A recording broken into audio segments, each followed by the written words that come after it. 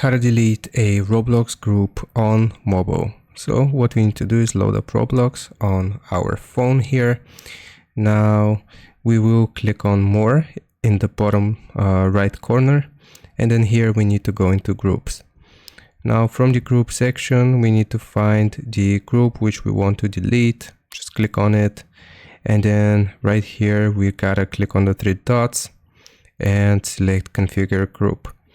Now from this group section here we will scroll or click on the information section or the button, and we need to go into members, and we gotta kick every single member here. So click on the three dots and then exile.